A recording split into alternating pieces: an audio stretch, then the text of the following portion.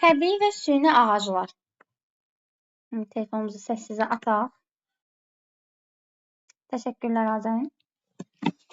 Təbiətdə karbon qazını oksigenə çevirən təxminən 60 minə qədər ağac növü var. Məhv olmuş hər bir qocaman cavan ağacın yerində hər zaman yeni ağaclar əmələ gəlir və onlar tələf olmuş ağacları əvəz edir. Tədqiqatçıların araşdırmalarına görə bəşəriyyət mövcud olmağa başlayandan bəri ağacların sayı 46% azalmışdır.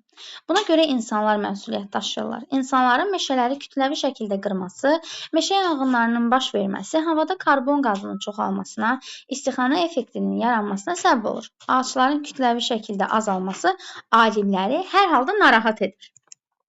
Yəni buraya yazacaqsınız. Alimləri narahat edir. Onlar bu problemlərin həllinin müxtəlif yollarını araşdırırlar. Araşdırılan yollardan biri də süni ağacların yaradılmasıdır. Süni ağacların layihəsi Kolumbiya Universitetinin geofizika Lakner tərəfindən irəli sürülmüşdü. O, bu ağacların dizaynını Sokotra adasında bitən əjdaha qanı ağacından ilhamlanaraq yaratmışdı.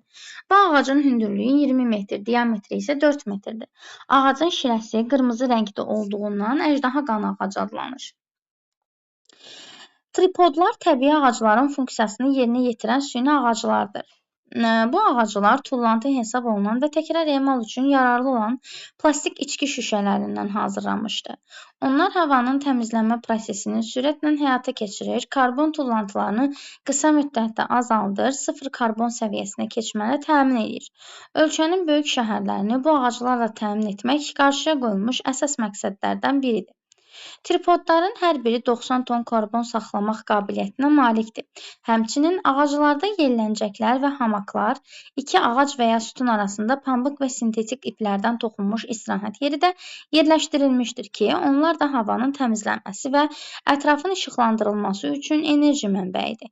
Belə ki, hava şəraitindən asılı olmayaraq həmin yelləncək və hamaklardan istifadə edilərkən enerji istehsal olunur. Eyni zamanda ağac gündüzlər günəş enerjisini toplayan örtük səthi yaratmaq üçün əjdaha qanı ağacına bənzər forma alır. Həmin günəş enerjisi hesabına da ağaclar gecələr küçələri göz oxşayan rənglərlə işıqlandırır, xoş mənzərə yaradır.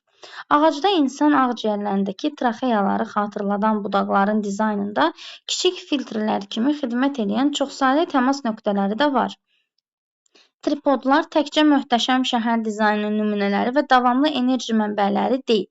Onlar həm də istirahəti təmin etmək üçün nəzərdə tutulub. Təmiz havadan zövq alan vətəndaşlar belə ağacların olduğu yerlərdə saatlarca dincəlirlər. Bu mətn keçən il mətnlərin sırasında yox idi. Birinci dəfədir görürəm. Təzə əlavə olunan mətndir. Və bu tərz mətnlər 11-in buraxılışına çox tez-tez düşür. Yəni biraz elmiyə yaxın deyək, amma publisistikdir. 100% publisistik mətndir. Sadəcə terminlərdən və s. istifadəyə də yer verilir ki, biz buna elmi publisistik deyirik, amma uşaqlar həmişə deyirik ki, mətnin üslubunun sorusu, üslubu publisistik qeyd edirik və publisistikin xüsusiyyətlərini yazırıq. Ona görə gəlin 421-ci sualdan başlayaq və izahına keçək. Mətni belə eləyək ki, doğru, yanlış fikirlər müəyyən edilir. Deyil mətnə əsasən hansı fikir doğru deyil? Bu niyə belə qalın yazdı? Hansı fikir doğru deyildir? Yəni, yanlış fikir istəyir. Süni ağacların yaradılmasında təbii ağacın rolu olmuşdur. Uşaq, bu doğrudur. Çünki onlar hansı ağacdan? Əjdaha qanı ağacından ilhamlanaraq yaradıblar. Baxın, deyil, bu ağacın hündürlüyü 20 metr, diametri 4 metrdir. Ağacın şirəsi qırmızı rəngdə olduğundan əjdaha qanı ağacı adlanır. Deməli, təbii ağacın rolu olub. A düzdür. Tripodlar özlərində karbon saxlaya bilir. D burada yazıb. Tripodların hər biri 90 ton karbon saxlamaq qabiliyyətinə malikdir. Bu da düzdür. C-də deyir, yelləncəklər və hamaklardan istifadə günəş enerjisi tələb edir. Ki, burada yazıb ki,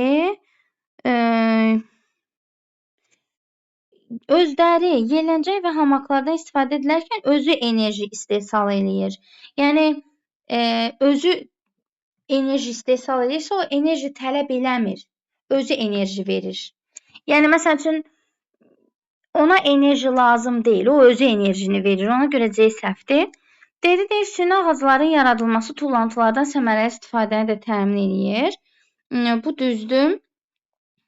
Çünki təmiz hava məsələsi var. ona uyğun mənzərə yaratmağa xidmət eləyir. Sonra təbii ağacların kütləvi şəkildə azalması süni ağacların yaranmasına səbəb olub. Bu da düzdür. Çünki alimlər orada fikirləşirlər ki, bax, məsələn, dünya yaranandan bəri 46% azalıb və bu alimləri narahat edir. Onlar da müxtəlif yollarla araşdırırlar və araşdırmanın nəticəsində süni ağaclar yaradırlar. Bu da doğrudur. Qalır C variantı. Yəni 421-ci sualın düzgün cavabı olacaq C bəndi. Keçirik 422-ci suala. Deyir ki, əvvəlinə rəqəm yazılmış hansı cümlə altından xətt çəkilmiş cümlədəki fikirlə ziddiyyət yaradır? Altından xətt çəkilmiş cümlədə deyir ki, gəlin bunları silək. Tədqiqatçıların araşdırmalarına görə bəşəriyyət mövcud olmağa başlayandan bəri ağacların sayı 46% azalmışdır. Yəni ziddiyyət təşkil eləyirsə, azalma ilə yəqin ki, ziddiyyət təşkil eləyəcək. Ona görə gəlin bir-bir baxaq. Birdə deyir, məhv olmuş hər bir qocaman, cavan ağacın yerində hər zaman yeni ağaclar əmələ gəlir və onlar tələf olmuş ağacları əvəz edir. Elə birdir. Niyə? Çünki burada deyir ki, məhv olmuşun yerinə hər zaman yeni bir ağac əmələ gəlir, düzdür? Bəs niyə 46% azalma olur ki o zaman? Əgər hər bir köhnə ağacın yerinə yeni bir ağac çıxırsa, o zaman niyə azalma olsun ki? Burada da deyir ki, ziddiyyət təşkil edən elə cavab olur, düzgün cavab D variantı. Çünki əgər hər bir ağacın yerinə yeni bir ağac çıxsaydı, ağac azalmazdı zaten, elə eyni səviyyədə qalardı. Gəldik, çıxdıq 423-cü suala. Deyir ki, mətndə üzərinə rəqəm yazılmış hansı sözlər məcazi mənadadır? Göylə qeyd edirəm. Burada qocaman ağac, yəni yaşlı ağac anlamında qocaman məcazidir. Sonra gəlirəm üzərində 2 məsuliyyət daşımaq. Məsuliyyəti daşımaq da məcazidir. Elə 1-2 C variantı. Gəlin digərlərini yoxlayaq. Süni ağac ola bilər həqiqətən, yəni təbii ağac var və süni ağac var. Hər şeyin indi onsuz da süni münasibət olsaydı, süni gülüş olsaydı, bunlar məcazi olardı. Amma süni ağac həqiqi mənanı daşıyır burada. Sonra gəlirik ki, yerləşdirilmişdir, həqiqətən yerləşdirilə bilər. Saatlarca dincəlirlər və insanlar həqiqətən dincələ bilər. Amma qoca bir ağac olmaz, məsuliyyəti də daşımaq olmaz. Çünki məsuliyyət həqiqi mənada olan bir yük deyil, məcazidir. Ona görə cavab olur C bəndi. 1-2. Keçirik 424-cü suala. Deyir ki, mətndə məlumat var, mətndə məlumat yoxdur. Bütün ölkələrdə tripodlara rast gəlmək mümkündür. Şu an mətndə bütün ölkə anlayışı ümumiyyətlə keçmir. Məsələn, Azərbaycanda süni ağacı varmı? Məncə yox. Süni ağaclardan şəhər dizaynında da istifadə edilir, düzdür? Deyir ki, tripodlar təkcə möhtəşəm şəhər dizaynı nümunələri və davamlı enerji mənbələri deyil. Təkcə o deyil, həm də başqa bir şeydir, düzdür? Həm də istirahəti təmin etmək üçün istifadə olunur. Deməli, şəhər dizaynı nümunələrində də istifadə olunur. Davamlı enerji, şəhər dizaynında da istifadə olunur. İstirahəti təmin etmək üçün də istifadə olunur. Bu da deyir, süni ağaclardan istifadə edilir. Mətndə bu haqda məlumat var. Sokotra adasında təbii ağac bitir. Gəlirəm Sokotra adasına. Burada yazıb ki, Sokotra adasında bitən əjdaha qanı ağacından ilhamlanaraq yaratmışdır. Bu ağacın hündürlüyü 20 metr, diametri isə 4 metrdir. Şirəsi qırmızı rəngdə olduğundan əjdaha qanı ağacı adlanır. Sokotra adasında təbii ağac olan əjdaha ağacıdır və bundan ilhamlanaraq insanlar süni ağac yaradıblar. Deməli, təbii ağac bitir, bu da var mətndə. 2-3-ü götürdük. Mətndə bu haqda məlumat yoxdur. Tripodlar karbon tullantılarının miqdarını azaldır. Bu var uşaqlar. Çünki tripodların deyir, hər biri 90 ton karbon saxlamaq qabiliyyətinə malikdir. Deməli, bu mətndə var, bu var. Yoxdura yazması yanlışdır. Tripodlar bir müddət sonra öz ömrünü başa vurur. Da bunu bilmirik. Zaryadka ilə işləyir, nə ilə işləyir, xarab olur, olmur. Mətndə bu haqda məlumat verməyib. Yoxdur və yoxun yoxa yazılması doğrudur. 2, 3 və 5. Cavab olur E variantı. Keçdik 425-ci suala. Deyir ki, genişləndirə bilən. Genişləndirə bilən demək o deməkdir ki, yəni biz yazırıq bu cümlələri. biz yazacağıq mətnin tərkib hissələrinə. Deməli, A-da deyir, bu ağacların süni olması onları qətiyyən narahat etmir. Yəni, insanları narahat etmir. Onları deyəndə insanları nəzərdə tutur. Və burada deyir ki, təmiz havadan zövq alan vətəndaşlar belə ağacların olduğu yerlərdə saatlarla dincəlirlər. Bu ağacların süni olması onları qətiyyən narahat etmir. A-nı hara yazacağım? Nəticə hissəsinə. Gətirəm nəticənin qabağına yazıram A. Nəticənin qabağına A yazan kimi B, sonra B gedir, D gedir, Y gedir. Çünki 3-ə A yazmışam axı. Gəlin B. Onlar bu ağacların əhatəsində zamanın necə keçdiyini hiss etmirlər. Bəli, bunu da nəticəyə yazacağam. Çünki deyir ki, təmiz havadan zövq alan vətəndaşlar belə ağacların olduğu yerlərdə saatlarla dincəlirlər və vaxtın, zamanın necə keçdiyini hiss eləmirlər. B-ni də yazacağam 3-ə. 3-ə AB yazan kimi cavabım hazırdır. Düzgün cavab olur A variantı. Gəlin digərlərini də yerləşdirək. C-də deyir ki, son dərəcə vacib olan bu təbii sərvət məhv olmaq üzrədir. Bunu hara yazacağıq? Girişə. Çünki karbon qazını oksigeni çevirən təxminən 60 minə qədər ağac növü var deyir. Və bunların deyir 46% azalıb. Son dərəcə vacib olan bu təbii sərvət məhv olmaq üzrədir. Yəni, təbii ağaclar məhv olmaq üzrədir. C-ni atacaqsınız girişə. D-də deyir ki, bu nöqtələr sayəsində ağaclar havanı təmizləyən canlı maşın kimi fəaliyyət göstərir. Burada, bəli, nöqtə deyilə bir yer var idi. O hissəyə əlavə olunmalıdır ki, əsas nə bilim nə nöqtəsidir. Təmas nöqtəsidir, burada yazıb. Çox saylı təmas nöqtələri də var. Bu nöqtələr sayəsində, bu əsasın sonudur. Nəticə sadəcə sonuncu abzasdır. Yəni, sonuncu abzas sarı ilə göstərirəm. Sonuncu abzas, yəni bu var, bu nəticədir. Bir dənə bu hissə nəticədir. Qalan bundan yuxarıda olan hissə əsasa düşür deyənə. D-ni hara yazırıq? Əsas hissəyə yazırıq. D-ni yazırıq əsas hissəyə. Yerdə deyir, həmin maddədən boyaların hazırlanmasına istifadə olunur. Burada bilirsiniz harda deyir, ağacın şirəsi qırmızı rəngdə olduğundan əjdaha qanı adı verilir. Və həmin maddədən boyaların hazırlanmasına istifadə olunur da, həmin o şirəsindən, ağacın şirəsindən. O da əsasa düşür yenə. Ona görə düzgün cavab A variantıdır.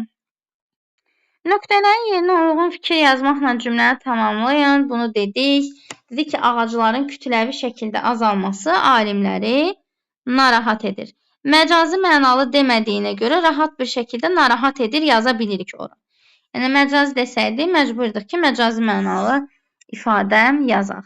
Və mütləq şəkildə fikir verin ki, cümlənin xəbəri mətnimiz hansı zamanda davam edirsə, həmin zamanda yazasınız. Mətnimiz indiki zamanda davam etdiyi üçün alimləri narahat edir yazırıq. Çünki Dövlət İmtahan Mərkəzinin marker müəllimləri, həmçinin meyarlarda da qeyd olunur ki, düzgün qrammatikaya fikir verməyə lazımdır. Gəldik, çıxdıq 427-ci suala. Deyil, süni ağaclar hər biri 90 ton karbon saxlamaq qabiliyyətinə malikdir. Bizə belə bir, deməli,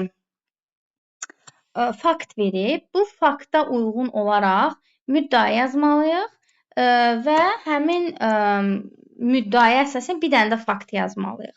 Uşaqlar, burada bunu götürüb də yazıb tripodların hər biri 90 ton karbon saxlamaq qabiliyyətinə malikdir. Bu nə deməkdir? Yəni, süni ağac əslində təbii ağacın yerinə yetirdiyi funksiyaları yerinə yetirir. Belə yaza bilərsiniz ki, süni ağaclar təbii ağaclarla eyni funksiyaları yerinə yetirir. Ya da deyə bilərsiniz ki, 90 ton karbonu udumaq havanı təmizləmək deməkdir. Süni ağaclar havanın təmizlənməsində böyük rol oynayır.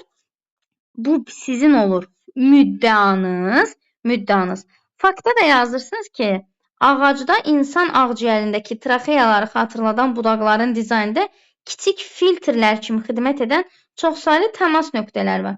Filtrdə nəyə xidmət edir? Yenə təmizlənməyə xidmət elədiyi üçün siz yenə yazacaqsınız ki, deməli, müddəaya yazacaqsınız ki, süni ağaclar təbii ağaclar kimi havanın təmizlənməsində iştirak edir ya da təbii ağacların funksiyalarını yerinə yetirir. Fakt 1 özü yazıb, fakt 2 ağacda insan ağciyərlərindəki traxeyaları xatırladan budaqların dizaynında kiçik filtrlər kimi xidmət edən çoxsaylı təmas nöqtələri var.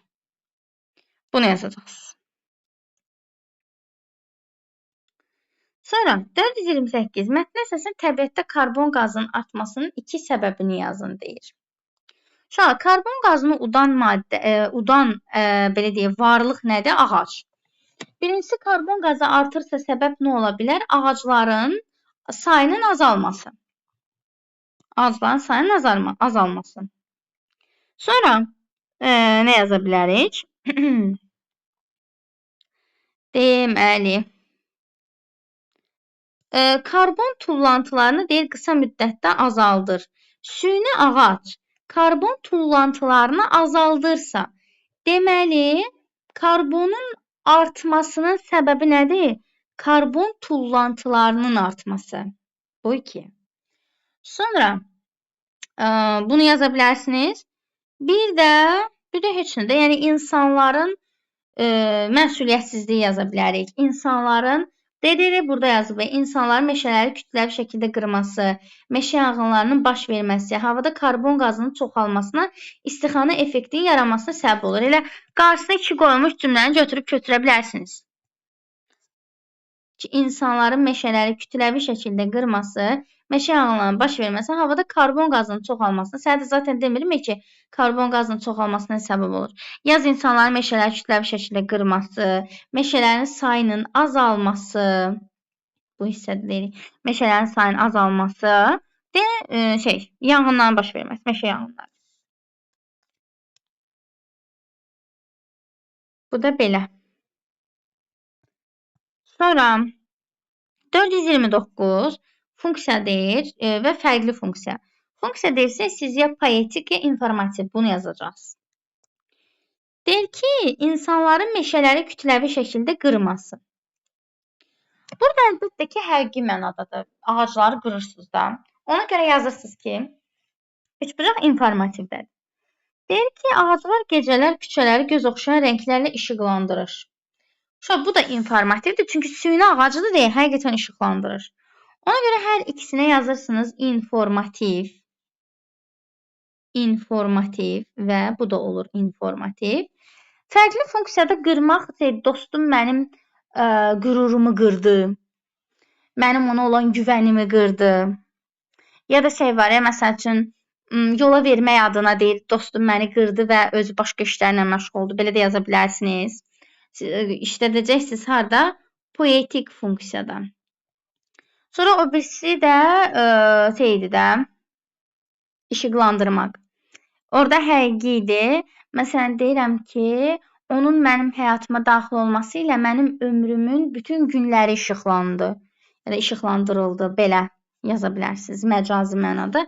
Yenə istifadə edəcəksiniz poetikdə. Aha. İnsan təbiətdən öyrəndiklərini təbiətin özlərində həyata keçirir fikrini mətnlə əlaqələndirin deyir. İnşallah, bu da süni ağac layihəsi ilə bağlıdır. Deyirsiniz ki, bu fikri mətndəki süni ağacların yaradılması ideyası ilə əlaqələndirmək olar. Çünki süni ağacların layihəsi Kolumbiya Universitetinin geofiziki Lakner tərəfindən irəli sürülmüşdür.